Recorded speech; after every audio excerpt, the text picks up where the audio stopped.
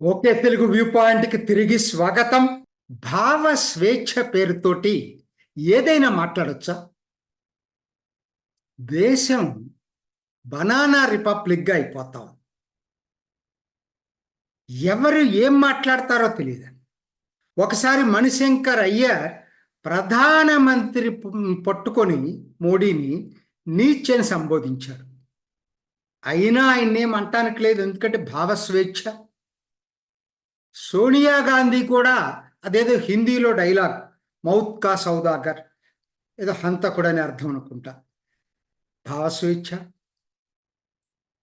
అలానే శామ్ పెట్రోడా నెహ్రూ కుటుంబానికి అత్యంత సన్నిహితుడు, ప్రస్తుత రాహుల్ గాంధీకి అత్యంత సలహాదారుడు, ముఖ్య సలహాదారుడు అనుకోండి. ఆయన హువాతో హువా, 4,000 మంది సిక్కులు చనిపోతే హువాతో హువా అయిందేదో అయిపోయింది. ఏంటైతే నిన్నటికి నిన్న సౌత్ ఇండియన్స్ ఆఫ్రికన్స్ లాగా కనపడతారు. తీసేసినట్టు తీసి మళ్ళా తీసుకొచ్చారు ఆయన్ని.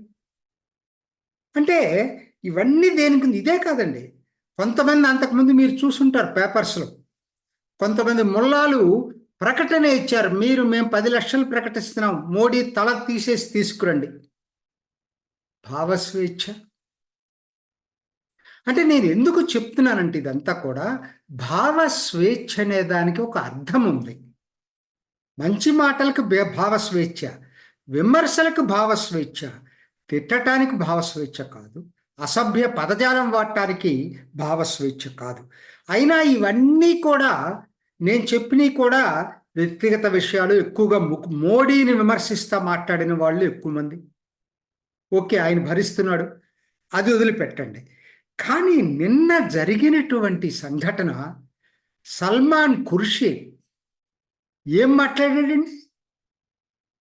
బంగ్లాదేశ్లో గొడవలయ్యి ఎన్నికైన ప్రభుత్వం కూలిపోయి మిలిటరీ టేక్ ఓవర్ చేస్తే ప్రధానమంత్రి నివాసం మీదకి వెళ్ళి ఆ సోఫాల్లో కూర్చొని, మంచాల మీద కూర్చొని, శ్రీలంకలో జరిగినట్టే బంగ్లాదేశ్లో జరిగితే నిన్న సల్మాన్ ఖుర్షీద్ ఏమంటాడు?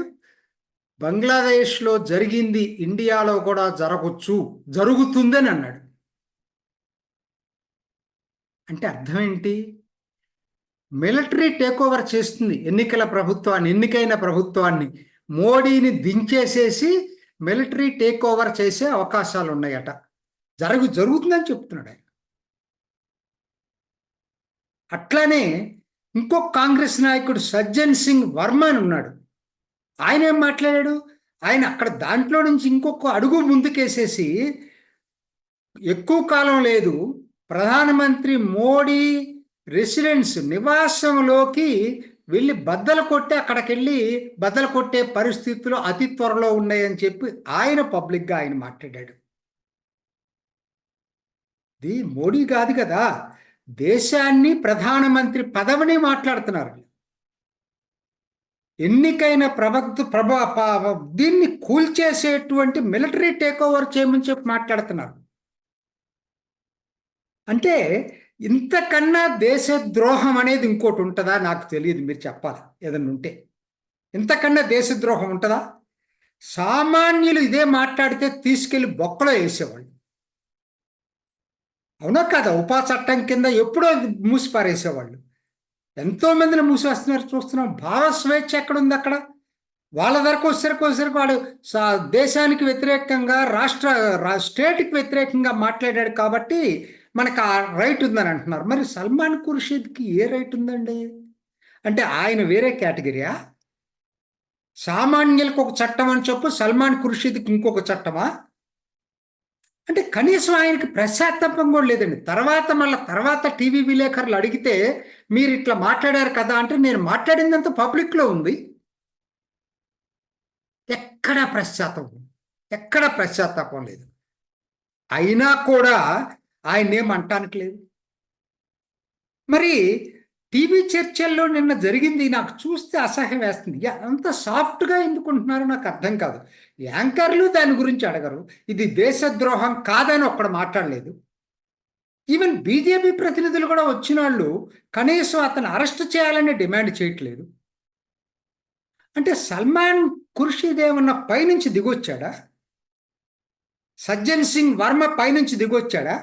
కాంగ్రెస్ నాయకులైతే, లేకపోతే సుప్రీంకోర్టు అడ్వకేట్ అయితే, సీనియర్ అడ్వకేట్ అయితే ఆయనకి ప్రత్యేక చట్టాలు ఉన్నాయా? అసలు ఏం మాట్లాడుతున్నారో అర్థం కావట్లేదు అసలు ఇది. ఎందుకంటే ఆయన మొత్తం ఇవాళ జరగాల్సింది ఏంటండి? దేశం మొత్తం ఏం అడగాలి? ఇది నువ్వు మాట్లాడింది చాలా దారుణాతి దారుణమైన విషయం, దేశ ద్రోహం, ఎన్నికైన ప్రభుత్వాన్ని కూలదీసి మిలిటరీ టేక్ ఓవర్ చేయాలని పరోక్షంగా చెప్పావు కాబట్టి నిన్ను తీసుకెళ్లి అరెస్ట్ చేయాల్సినటువంటి అవసరం ఉందని చెప్పి పార్టీలకు అతీతంగా, కులాలకి, మతాలకి, ప్రాంతాలకు అతీతంగా ప్రతి ఒక్కరూ ముక్త కంఠంతో సల్మాన్ ఖుర్షీద్ అండ్ సజ్జన్ సింగ్ వర్మని అరెస్ట్ చేయాలి అని చెప్పి డిమాండ్ చేయాలి. అవునా కదా? చెప్పండి, నాకు అర్థం కాదు. ఇందుట్లో రాజకీయాలు ఏంటి? ఇది దేశ భవిష్యత్తుకు సంబంధించిన విషయం, దేశ భద్రతకు సంబంధించిన విషయం. వీళ్ళు మాట్లాడింది చిన్న విషయం కాదు కదా. రాజ్యాంగానికి వ్యతిరేకంగా మాట్లాడారు, దేశానికి వ్యతిరేకంగా మాట్లాడారు, ప్రజాస్వామ్యానికి వ్యతిరేకంగా మాట్లాడారు. అయినా కూడా భావస్వేచ్ఛ ఉందా వీళ్ళకని అడుగుతున్నాను నేను. ఇదే పని సామాన్యుడు చేస్తే ఒప్పుకుంటారా అని అడుగుతున్నాను. కాబట్టి ఒకటి, నా పాయింట్ ఒకటే, దేశం మొత్తం ఒక్కటై ముక్త కంఠంతో వీళ్ళిద్దరిని అరెస్ట్ చేయమని అడగాల. కాంగ్రెస్ పార్టీకి ఏమాత్రం దేశం మీద అభిమానం ఉన్నా చేయాల్సిన పని ఏంటంటే, వాళ్ళు ఏమిచ్చారు స్టేట్మెంటు, మేము దీనికి మాకు సంబంధం లేదు, ఆయన వ్యక్తిగత అభిప్రాయం. ఎంత దారుణంగా మాట్లాడిందండి కాంగ్రెస్. అంటే ఆయన దేశంలో తిరుగుబాటు చేయమని పిలిపిస్తే వ్యక్తిగత అభిప్రాయం అని చెప్పి వదిలిపెట్టేస్తావా? కనీసం క్రమశిక్షణ తీసుకున్నావా? సస్పెండ్ చేసావా?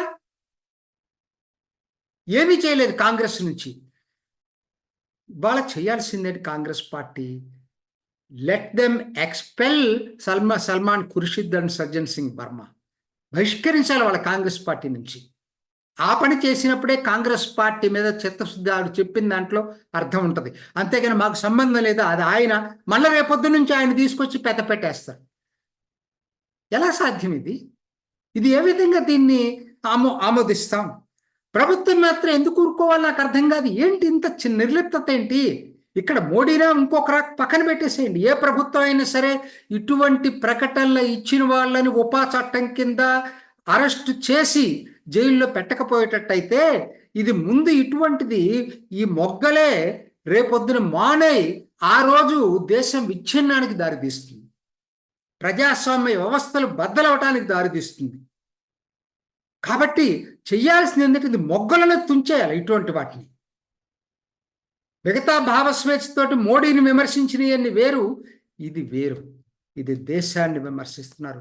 పచ్చి మోడీ వ్యతిరేకతతోటి ఎక్కడి దాకా వెళ్ళిపోయారంటే దేశాన్ని వ్యతిరేకించేదాకా వెళ్ళారు. బంగ్లాదేశ్లో జరిగింది ఏంటి, భారత్కు దాన్ని అన్వయించటం ఏంటి, ఇక్కడ కూడా అదే జరుగుతుందని చెప్పటం ఏంటి, ఎన్నికైన ప్రధాని నివాసానికి వెళ్ళి దాన్ని బదలు కొట్టాలని చెప్పటం ఏంటి, అయినా కూడా ప్రభుత్వం మిన్నకుండటం ఏంటి, దేశ ప్రజలు దీని మీద మాట్లాడలేకపోవటం ఏంటి, కాంగ్రెస్ వాళ్ళని ఎక్స్పెల్ చేయలేకపోవటం ఏంటి? ఇంతకన్నా దౌర్భాగ్యం ఈ దేశానికి ఇంకేముంది? ఇది ఈనాటి ఓకే తెలుగు వ్యూ పాయింట్. మరొక ఎపిసోడ్లో మళ్ళీ కలుసుకుందాం. నమస్తే.